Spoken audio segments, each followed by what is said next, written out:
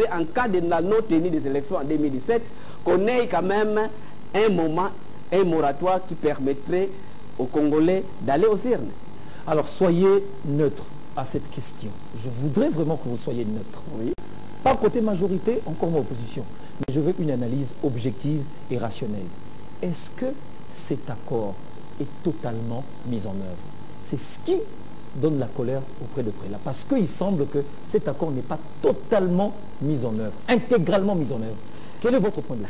C'est une question qui m'embarrasse. Quand vous parlez de l'intégralité, je ne sais pas à quoi vous faites allusion.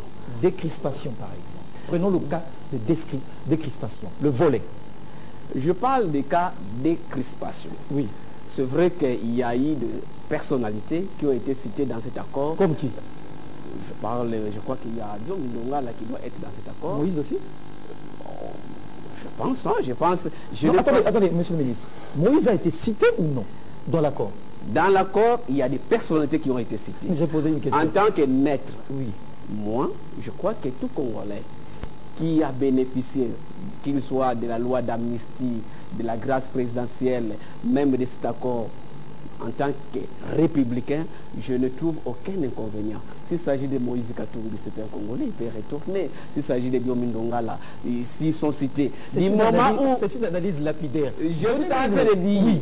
Du moment où on a signé l'accord, oui. Et qu'en signant cet accord, il y avait des personnalités citées, oui. Cela engage les signataires. Par conséquent, cette disposition doit être appliquée. Donc, s'il y a Moïse Katumbi dans l'accord, pas si, Moïse est dans l'accord. Comme il est là, oui. Moïse Katumbi doit revenir. Oui.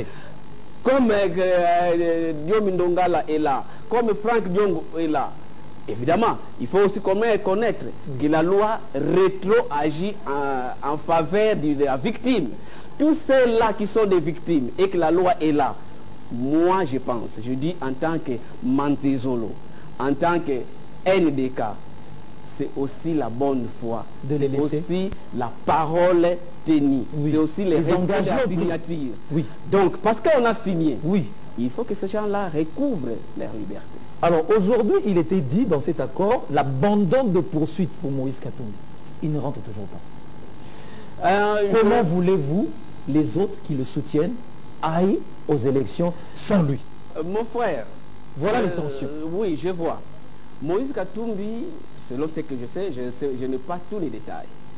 Il lui a été demandé, comme il partait aux soins, que dans ses déplacements, il ne pouvait pas intervenir sur des questions politiques du Congo. Dans l'accord? Je suis en train de dire, lorsqu'on lui a donné l'autorisation. Mais quand il va là-bas, bien, il commence à organiser des choses, tout ça. C'est ce qu'a fait que, bon, comment on vous a donné la possibilité d'aller vous soigner et qu'on vous a donné aussi... Interdiction de parler. Pas parler. Ça, c'est la démocratie. Quand on lui dit, allez vous soigner, mais ne donnez pas, ne mettez pas des avis politiques. Ça, c'est la démocratie. La justice, mon frère, oui. La démocratie, elle est relative. Moi, je vous ai dit tantôt, je suivais ici les reportages qui s'est passé au COP 21. Il y a des gens, juste parce qu'il est contre les réchauffements climatiques, ils sont en train de se battre contre les sociétés. On l'a assigné à résidence pendant 2 semaines. C'est-à-dire quelqu'un seulement qui porte une banderole, on dit parce que tu as porté la banderole contre le COP 21, on t'assigne à résidence. Vous savez que quelqu'un il n'y a pas quelques instants seulement, quelqu'un qui est là, qui a menacé un policier, ce n'est pas par le matraque qu'on l'a abattu, mais par une arme à feu. C'est-à-dire que je dis, est-ce que la démocratie, c'est par rapport à quoi vous voulez l'afficher? C'est pourquoi je vous dis que la démocratie doit être relative par rapport à la situation congolaise.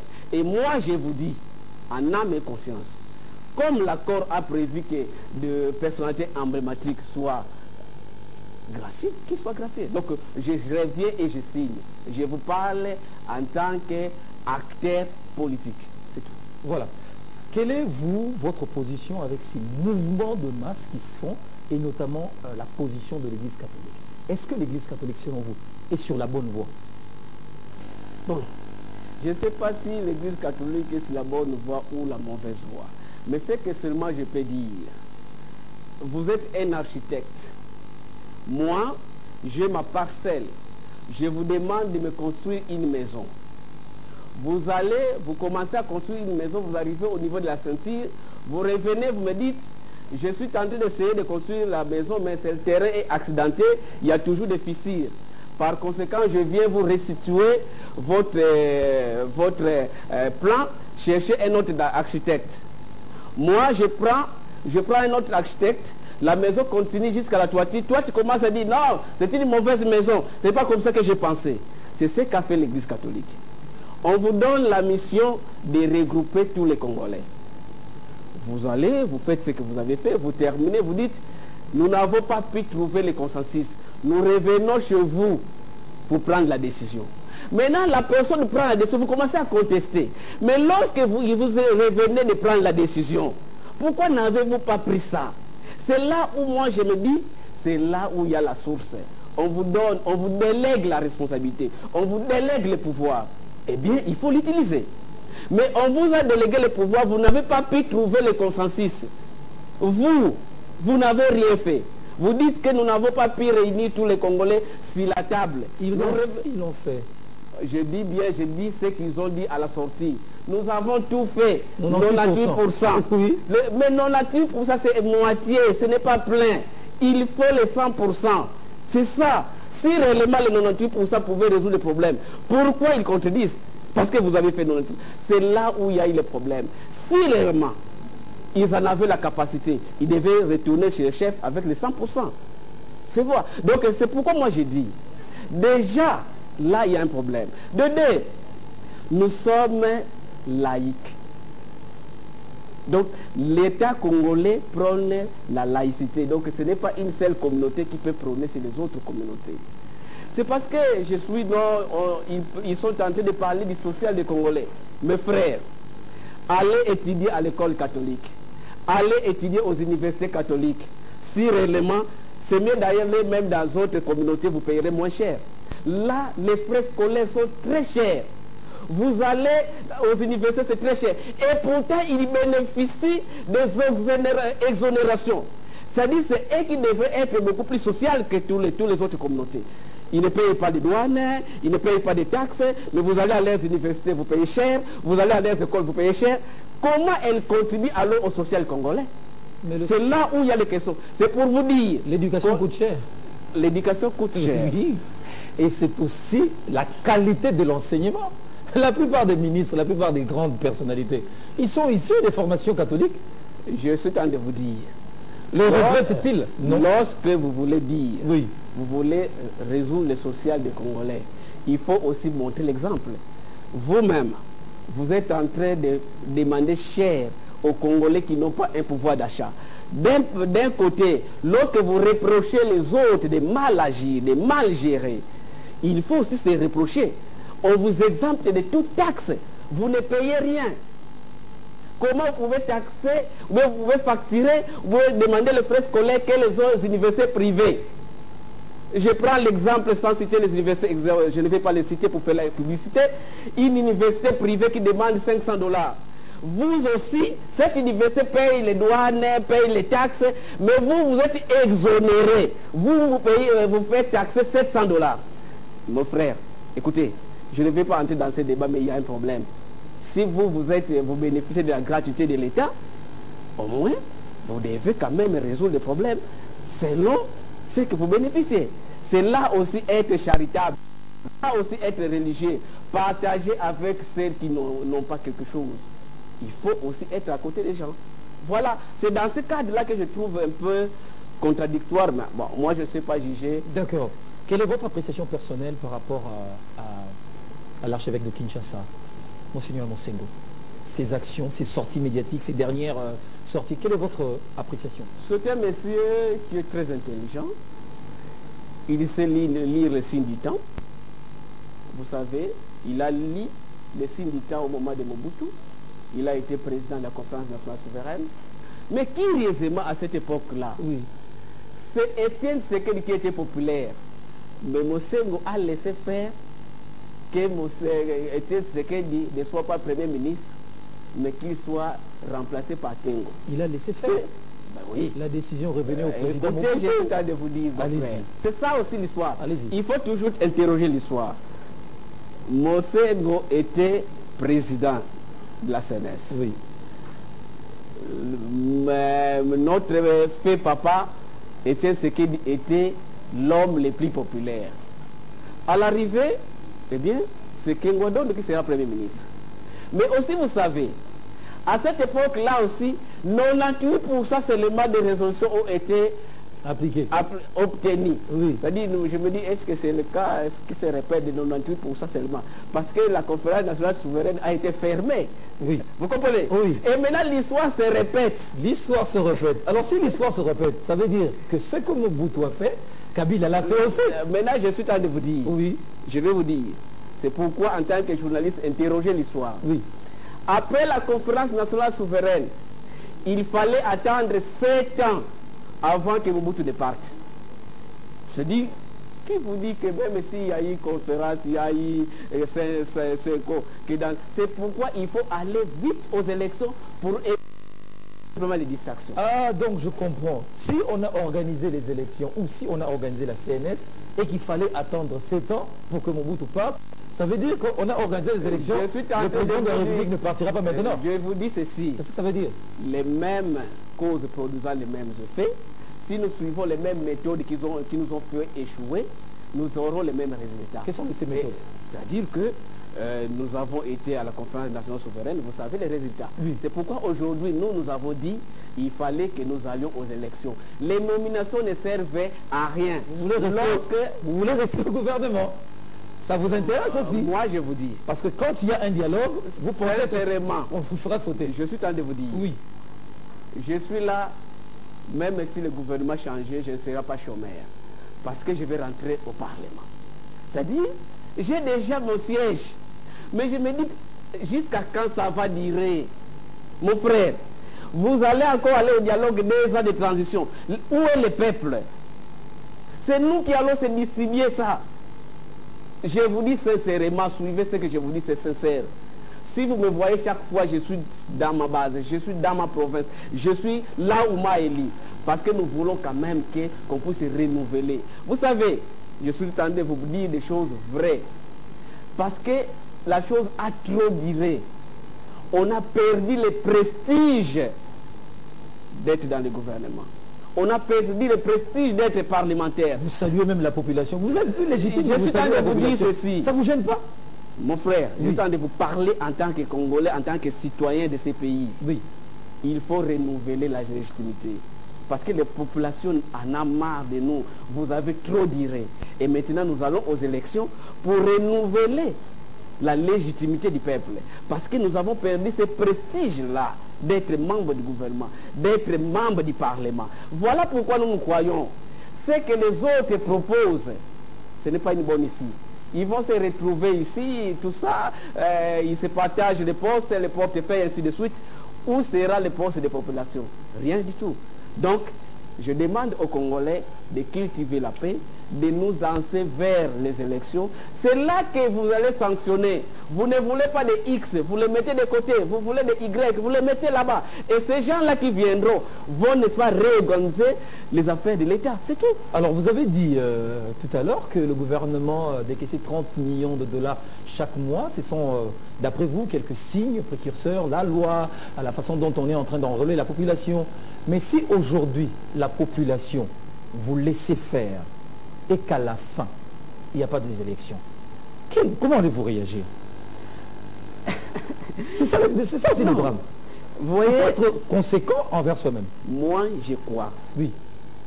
Et c'est ce que je dis. Nous sommes tenus d'aller aux élections. Et même membre du gouvernement, le Premier ministre, le gouvernement tout entier en est conscient. Moi, je pense que faire durer les choses, c'est la plus bonne chose. Vous savez, quand j'ai été élu, dès qu'on voit un député, il y a un respect. Quand on voit un membre du gouvernement, il y a un grand respect. Mais lorsque vous avez perdu cette légitimité, parce que le législateur vous a donné un certain temps pour y être, là nous sommes dans une prolongation, nous sommes là parce qu'il y a eu des conciliabules, il y a eu des si. Non. Il faut que nous allions renouveler notre légitimité vis-à-vis du peuple. Ce peuple-là voudrait qu'il puisse décider de notre devenir demain. Et demain, ça va donner encore un autre souffle. Donc moi je crois, et je l'espère, et je l'affirme en tant qu'acteur politique, et ça c'est un conseil à toutes les velléités qui voudraient que nous ne puissions bloquer la machine de la CENI. Que ce soit de l'opposition, que ce soit de la majorité, la machine est lancée et nous devons, et ça c'est vraiment une obligation pour notre pays, en fait de renouveler les institutions. Voilà. Mais en revenant à l'archevêque de Kinshasa, Moussengo, vous avez dit qu'il était un homme très intelligent, tout ça. Vous aviez quand même eu peur de ses méthodes lors de la CNS. Mais ces propos, par exemple, qui font aujourd'hui la une de l'actualité, que les médiocres dégagent, est-ce que cela vous a dérangé, vous-même à titre personnel? Vous qualifiez cela d'insulte comme les autres? Non, voyez, ce que je dois vous dire, oui. Médiocre, c'est un adjectif qualificatif. On peut qualifier d'une communauté, d'un certain nombre, un groupe médiocre ou tout ça, une personne de médiocre. Mais les médiocres, nous les trouvons partout. Même l'archevêque de Kinshasa doit le savoir, dans l'église catholique, il y a plusieurs évêques, plusieurs abbés qui sont des médiocres. Et moi, je sais, j'ai été enseigné par un abbé là, mais il ne savait même pas donner cours, et pourtant il est licencié. C'est-à-dire qu'il était médiocre. Donc les médiocres sont partout. Même dans nos familles, il y a des excellents comme des médiocres. Même dans le gouvernement, il y a des médiocres. Même dans le gouvernement, je dis partout, il y a des médiocres. Oh, mais bien sûr. Donc vous connaissez les membres du gouvernement médiocre. Je vous dis ceci. On ne peut pas avoir peur de quelque chose qui est évident. C'est-à-dire que la médiocrité est dans l'église catholique. S'il le veut, je peux faire un recensement pour lui dire, vous allez dans une école, vous verrez des toilettes très sales, parce que l'abbé qui est là, c'est un médiocre. Oui. Vous verrez dans une organisation, il y a des abbés qui sont des médiocres. Vous verrez, même dans son église, oui. Là, ici à Notre-Dame de Fatima, il y a certaines religieuses, certains frères qui sont des médiocres. Vous allez dans toutes les communautés, dans l'église musulmane, même dans les gouvernements. Et surtout que notre gouvernement a été formé par consensus politique. Oui. C'est-à-dire celui qui a été beaucoup plus militant dans son parti peut accéder dans les gouvernements. Pas de profil. Écoutez, je suis en train de vous dire, je vous dis la vérité. C'est ça, être républicain. La médiocrité, oui. Que Moussengo ne le cherche pas ailleurs, oui. Qu'il commence seulement tout autour de lui là. Non, mais est-ce que vous savez que dans l'église, s'il y a des médiocres, ça va encore? Mais quand dans le gouvernement, il y a des médiocres, ça ne va pas. C'est plus de 60 millions d'habitants. Je suis en train de vous dire, oui. La médiocrité doit être crainte à l'église. Comment ça? Parce que là, vous parlez de la sanctification, de la sacralisation. Comment vous visitez? Je vais vous dire, moi j'ai été baptisé catholique. Avant, c'est pourquoi vous êtes bien formé. Hein? J'ai été baptisé catholique. Qu'est-ce qu'on disait? Oui. Quand vous allez pour aller confesser, vous dites au prêtre, je suis venu vers vous confesser mes péchés, toi qui as remplacé Jésus-Christ sur terre. Toi. Comment toi qui as remplacé Jésus-Christ que tu sois être médiocre? C'est-à-dire la médiocrité doit être crainte par l'Église d'abord.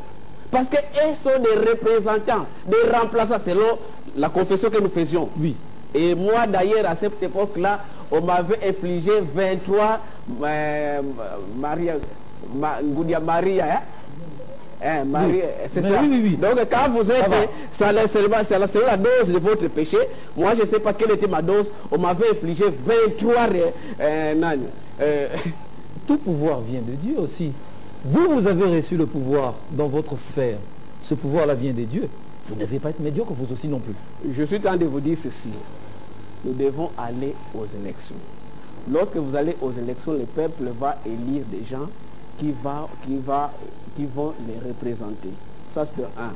De deux, le fait que, parce que vous avez été envoyé par votre plateforme, par votre formation, peu importe ce que vous êtes, on dit nous voulons Premier ministre tel, même s'il ne remplit pas les profils.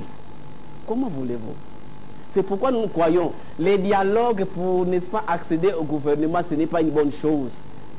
Ce qui est bien, qu'est-ce que vous représentez? Qu'est-ce que vous êtes? Qu'est-ce que vous avez fait? Je vois parfois ça me caire. Quelqu'un qui a fait tomber une société en faillite, il devient représentant d'une structure, il veut entrer au gouvernement. Quelqu'un qui a fait ceci, vous savez même que ce monsieur a fait ceci, il a vendu des terrains, des portions de terre, tout ça. Mais parce qu'il devient maintenant représentant d'une plateforme, il veut... Non, écoutez, les Congolais, nous ne les devons pas oublier, très vite oublier. Parce que ça, ce n'est pas normal. Voilà ça. La médiocrité ne veut pas dire la capacité intellectuelle. La médiocrité, c'est seulement ne pas suivre une légalité. C'est tout. Alors, vous avez suivi les propos, le point de presse du président de la République à l'issue de ses 17 ans à la tête du pays. Vous-même, quel est le bilan que vous tirez de l'action présidentielle à la tête du pays? Bon, je ne saurais pas faire son bilan. Oui. Votre appréciation. Si vous voulez, je vais juste commenter par rapport à son discours. Mais son bilan, je n'étais pas dans la majorité présidentielle et je ne suis pas... Mais nous voyons, la population voit. La population sait évaluer. Vous aussi, vous pouvez évaluer. Ça ne dérange pas. Bon, c'est une question qui dérange. Ou alors, on change la question.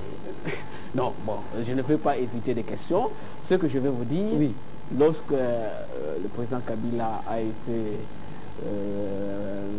porté à la tête de la République, d'abord, nous avions eu des guerres à gauche et à droite.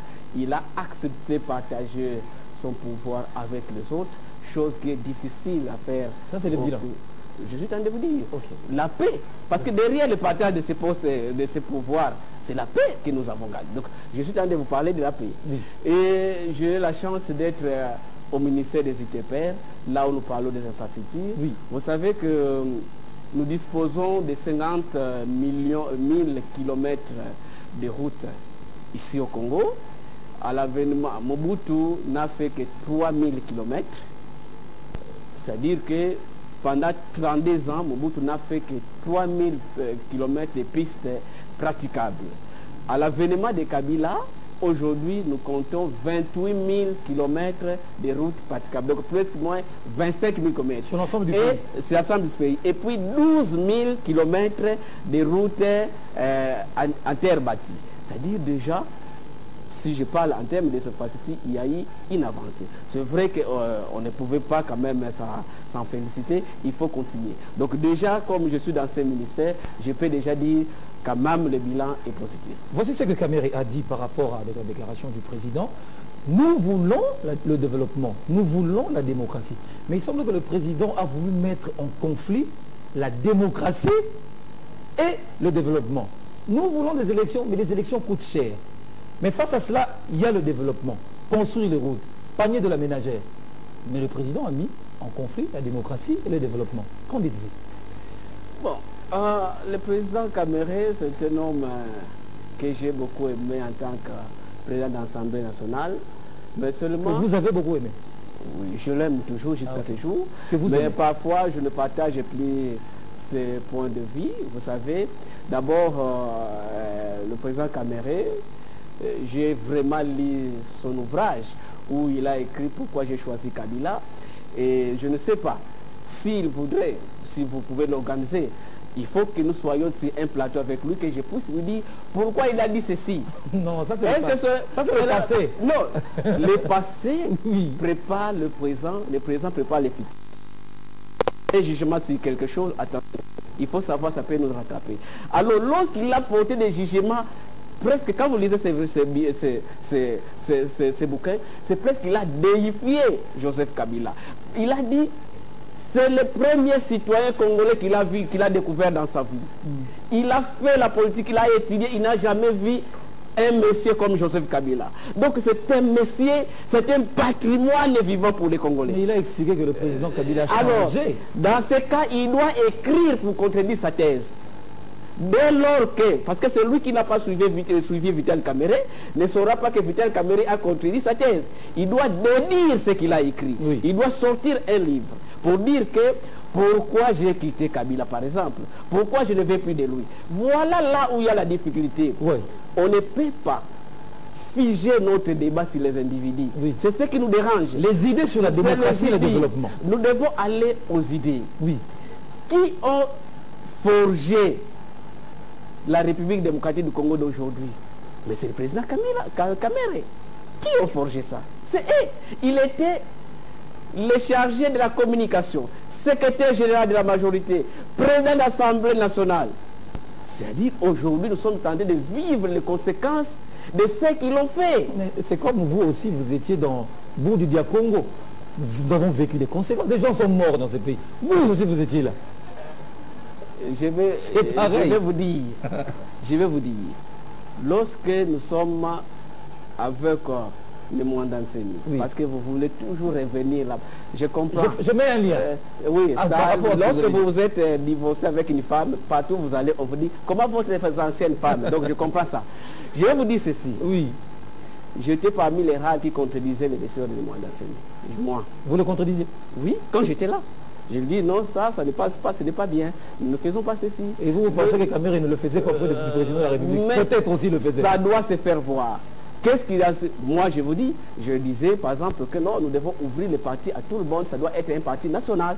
Et ça s'est vu au vu de tout le monde. Qu'est-ce que lui a apporté que nous avons senti?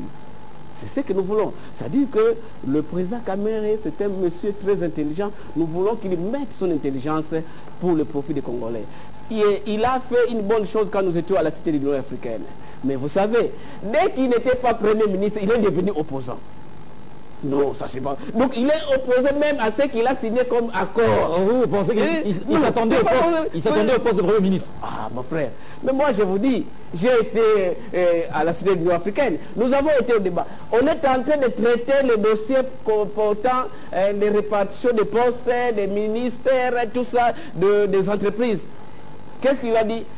Nous serons le Premier ministre de vos affaires. Ne discutez pas les entreprises parce qu'après tout, le Premier ministre sera de l'opposition. Il a dit ça? Je m'assume. Kamere a dit ça? Je m'assume. Donc... Je m'assume. Il a dit, ne discutons pas d'abord des entreprises, parce que le Premier ministre serait dans l'opposition. Dès qu'il sera là, on va savoir qu'est-ce que nous allons faire avec les entreprises. Et nous avions dit, écoutez, il faut que cela soit écrit. Mais parce qu'il savait déjà qu'il serait Premier ministre et que c'est lui qui va gérer. C'est pourquoi moi je dis, lorsque vous faites des décisions, vous prenez des décisions à dessein, ça va vous rattraper. Faisons des dessins pour le futur. Donc, que le président Kamere puisse mettre son intelligence pour la République. Eh bien, je ne veux pas des élections. Président, retirez votre membre de la CENI. C'est une bonne chose. Mais ces membres qui contribuent pour l'INC, comment comprendre ça? Nous sommes allés au premier gouvernement. L'INC a donné trois personnes. Et vous savez, c'est là où il y aurait eu implosion. Parce qu'il y a un membre qui a dit, non, on n'a pas respecté la géopolitique. Tout le monde était de quelque part. Vous avez suivi à travers les médias. C'est pourquoi nous croyons qu'il faut que les politiciens congolais ne soient pas là avec les états d'âme. Nous devons aller faire des choses. Ce n'est pas que... Et puis, qu'est-ce que je vois? La classe politique congolaise. Ils sont calmes. Dès qu'on attend un son de cloche, on vient réagir. Il n'y a pas d'action. C'est-à-dire, le chef d'État a fait sa conférence de presse, on commence à réagir. Mais allons aux actions. Qu'est-ce que vous voulez? Bon, nous allons battre le président, ou la majorité présidentielle aux élections. Organisez-vous. Aucun parti politique ne fait des centrales électorales. Tout le monde dit seulement transition sans Kabila. Messieurs, mais qui vous êtes? Comment vous voulez violer la Constitution alors que vous reprochez à Kabila de violer la Constitution? C'est pas normal. Moi, je comprends l'opposition. L'opposition aurait bien voulu avoir également certains de leurs leaders à côté pour former un front. Moïse Katumbi, ceux qui sont en prison, Diomi Ndonga, mais quand ils ne sont pas là, ils se sentent seuls. Vous voyez aussi. Essayez de comprendre les autres aussi. Écoutez, ça, je ne vais pas défendre, je ne suis pas leur avocat. Mais ce que je dis, ce n'est pas pour être non, vous êtes de l'opposition. Je dis, nous n'avons pas pu élire le porte-parole. L'opposition n'a pas pu mettre sur le pied un porte-parole. On dit la majorité complique, c'est la majorité qui complique. Je vais vous dire ceci. Oui. Vous savez, des fois, c'est parce que on ne pouvait pas tout dire ce qui se passe. Nous sommes allés à la Cité de l'Union africaine. Là-bas, il y a eu même des gens qui ne sont même pas politiciens. Des gens ont parachuté, certains sont venus de la diaspora, c'est parce qu'il est l'ami à tel, il est concubine à tel autre. Ils sont venus participer à la Cité de l'Union africaine. Ah bon? Nous avons contesté, nous avons dit, mais comment ces gens, il n'a jamais été politicien.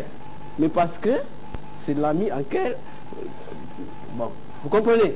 Pour vous dire que pour gérer aussi, il faut avoir une certaine éthique. Voilà. Donc moi, je crois que pour ça, il faut que nous allons aux élections, qu'on renouvelle la classe politique. Cette émission est terminée. Dernière question, puisque vous êtes également vice-ministre des ITPR, qu'est-ce qui se passe avec les routes? Les élections, oui, mais les routes, vous les avez abandonnées.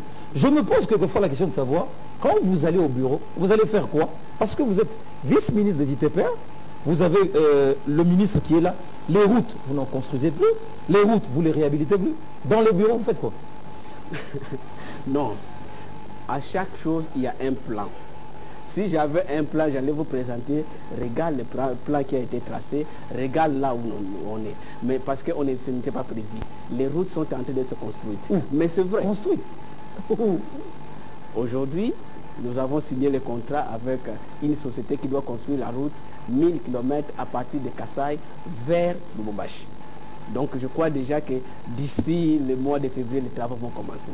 Je vous dis aussi que du côté de l'Équateur, les routes sont en train d'être construites, demander les amis de l'Équateur. Bongolo, Kassavubu, tout ça. Vous savez, c'est vrai, les gens veulent concentrer l'énergie de la République à Kinshasa.